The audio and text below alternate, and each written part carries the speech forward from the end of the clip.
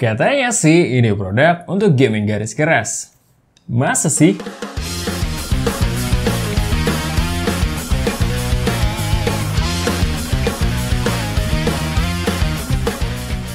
Hai Smart Buyer, gue Rizky. Kali ini kita akan unboxing berserta gaming test untuk Infinix Note 11 Pro. Kira-kira gimana dengan performanya? Let's check this out! Jadi kita belinya pas for sale di tanggal 26 November dan Infinix patut diapresiasi karena ada improve dalam pengirimannya. Soalnya cuma butuh 3 hari untuk pengirimannya. Tanggal 29 November udah sampai. Apakah ada kemungkinan Infinix perhatiin channel ini karena seringnya kita komplain masalah pengiriman? Well, kalau iya, good job. Pertahanin ya. Lihat no, brand yang dengar keluhan konsumen mah berbenah. Ingat, kita secara pribadi kan konsumen juga. Beli terus ini HP. Harga resmi produk ini ada di 3,2 juta kurang 1000. Dan kita beli HP ini di 3 juta kurang 30.000 saat flash sale ya. Maaf, kelamaan prolognya. Langsung aja kita bongkar.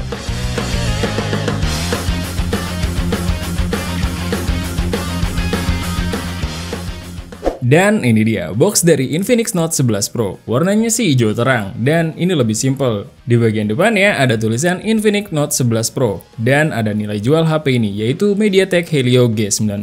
Di sisi atas ada tulisan Infinix, di sisi bawah ada kode-kode produksian gitu. Di sisi kanan ada keterangan Certified UV Rainland. Di kiri ada tulisan Infinix Note 11 Pro. Dan di belakang ada nilai jual HP ini seperti biasa. Ya udah, segitu aja. Abis ini kita cek di dalam dusnya.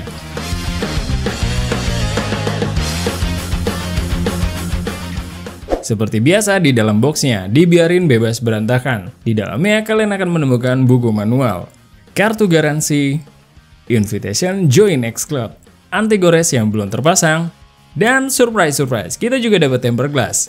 Jadinya dapat 2. Kemudian masih ada jelly case, SIM ejector, kabel USB Type-C, dan kepala charger 33 watt. Udah segitu aja, abis ini kita detailing produknya. Dan ini dia unit dari Infinix Note 11 Pro. Kita ambil yang warna abu-abu, dan ini cakep deh warnanya buat laki-laki. Frame kameranya sendiri berdesain persegi panjang untuk menampung 3 lensa aja. Satunya cuma dami-damian, dengan formasi ala kartu gaplek. Back covernya sendiri masih dari plastik dengan finishing yang sama dengan seri sebelumnya, yaitu doff dengan tekstur. Pastinya resisten terhadap bekas sidik jari. Dan di bawahnya ada tulisan Infinix. Di sisi kanan ada tombol volume dan tombol power yang menyatu dengan fingerprint sensor. Di sisi atas kosong dan di kanannya ada slot SIM tray yang bertipe dedicated. Dan di sisi bawah ada audio jack 3,5 mm, mikrofon, port USB Type-C, dan grill speaker. Pindah ke bagian depan, luas layarnya masih sama di 6,95 inch yang bertipe pansol, yang peletakannya ada di tengah. Bezelnya sendiri cukup tipis dengan dagu yang agak memanjang. Udah segitu aja, abis ini kita langsung ke gaming test. Sebagai pengingat, HP ini menggunakan chipset MediaTek Helio G96 dengan RAM 8GB dan storage-nya di 128GB. Untuk software dan hardware pendukungnya menggunakan XOS terbaru, yaitu versi 10.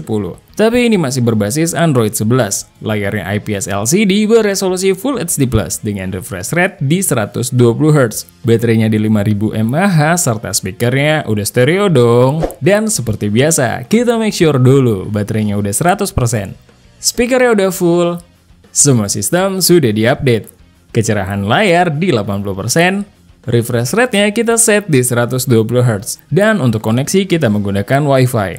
Kemudian kita cek dulu skor Antutunya. Dan kita dapat skor di 341 ribuan dalam waktu 11 menitan. Dan baterainya berkurang 2%. Dari 100% ke 98%. Game pertama yaitu Call of Duty Mobile. Sama dengan Realme 8i. Di sini cuma mentok di medium high. Anggap aja Call of Duty Mobile belum kasih optimasi di 2 HP tersebut ya, atau di chipset yang sama. Hasilnya secara framerate stabil sih, sama dengan halnya Realme 8i, cuma kita kurang srek aja main di framerate high.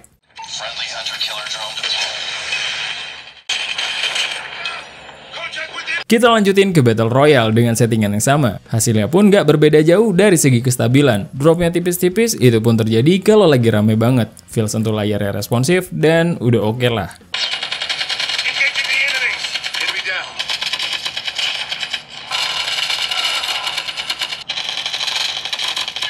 Untuk suhunya sendiri di layar ada di 43 derajatan paling tinggi dan di back cover ada di 45-46 derajatan paling tinggi. Setelah bermain kurang lebih selama 30 menit, baterainya berkurang 12% dari 98% ke 86%.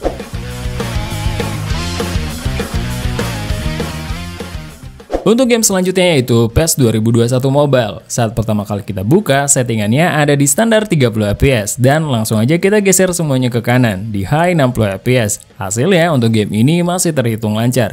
Pergerakan pemainnya cukup luwes dan gak ada yang patah-patah. Perpindahan bolanya juga lancar. Dan transisi pergerakan kameranya juga cukup smooth. Feel sentuh layarnya juga cukup aman. Cuma kita ngerasa panas di back cover ya.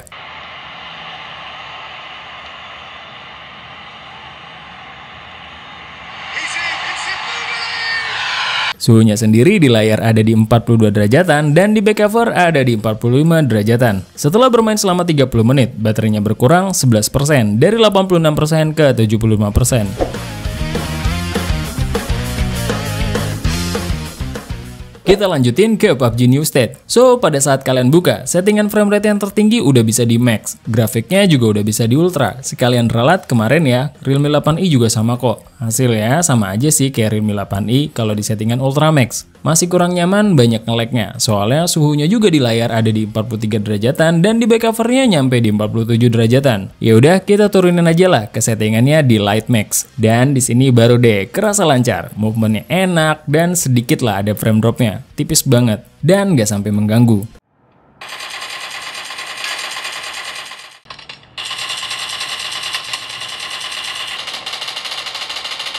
Di settingan Light Max, untuk suhunya turun. Di layar sekitar 42 derajatan dan di back cover di 45 derajatan. Setelah bermain selama 30 menit, baterai HP ini berkurang 10% dari 75% ke 65%. Game selanjutnya yaitu Mobile Legends. Beda dengan Realme, sekarang Infinix udah jadi darlingnya Mobile Legends karena Ultra HFR udah kebuka. Feel di dalam gamenya udah enak, semua efeknya keluar dengan sempurna tanpa skip. Semua tekstur juga kerender dengan sempurna, baik lagi war atau logi solo.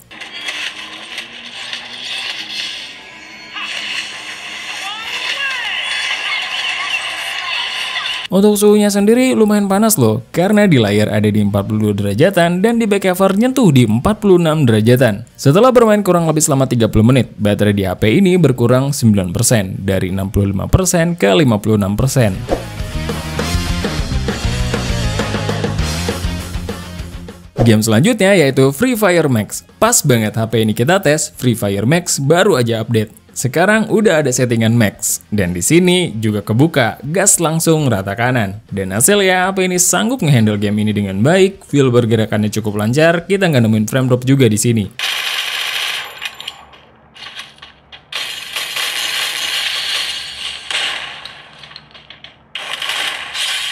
Namun ini berimpact juga terhadap suhunya, di layar di 44 derajatan dan di back cover di 47 derajatan. Setelah bermain kurang lebih selama 30 menit, baterai HP ini berkurang 11% dari 56% ke 45%.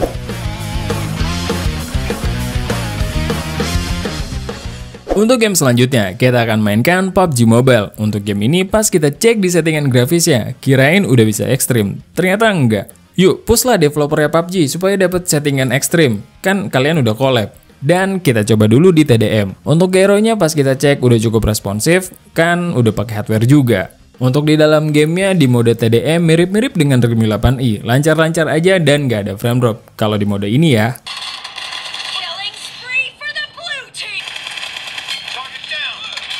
Pindah ke Battle Royale dengan settingan yang sama, dan di sini pun masih terhitung lancar dengan sesekali drop yang tipis banget. Kalau lagi rame aja tembak-tembakan, tapi nggak terlalu ganggu lah. Dan sangat wajar, feel bermainnya cukup aman.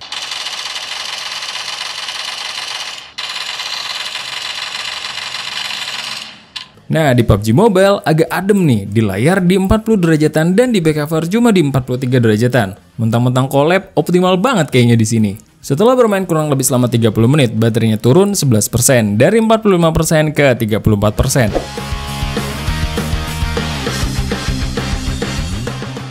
Untuk game penutup, kita akan mainkan Genshin Impact. Settingan defaultnya standar di lowest 30 fps, terus kita ubah frame rate-nya di 60 fps. Dan di sini masih aman dengan frame drop yang cukup minimal. Feel santunya juga masih enak lah. Untuk suhunya sendiri di settingan lowest 60 fps, di layar di 43 derajatan, dan di back cover nyampe di 47 derajatan. Lanjut, kita naikkan ke low 60 fps. Hasilnya seperti yang kita duga, mulai kerasa dropnya, tapi jujur nggak separah di Realme 8i. Cuma back covernya udah panas banget.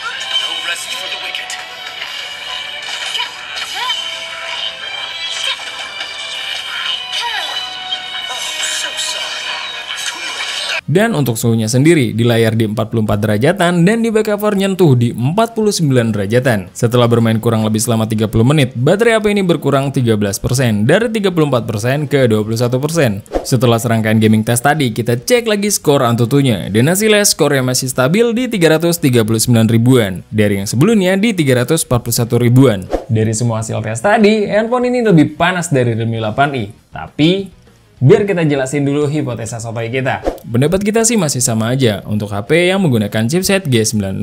Kalau kalian punya HP dengan chipset G90T atau G95 dan nggak butuh layar 120Hz, keep it. Nggak worth it untuk di-upgrade. Kecuali HP kalian udah kentang banget. Ya monggo lah, kalau kalian pengen nge-game lebih lancar. Ingat ya, ini gaming test. Kalau secara keseluruhan nanti di full review. So, pendapat kita HP ini untuk ngegame panas luar biasa, lebih panas dari Realme 8i. Mari berhipotesa sotoy.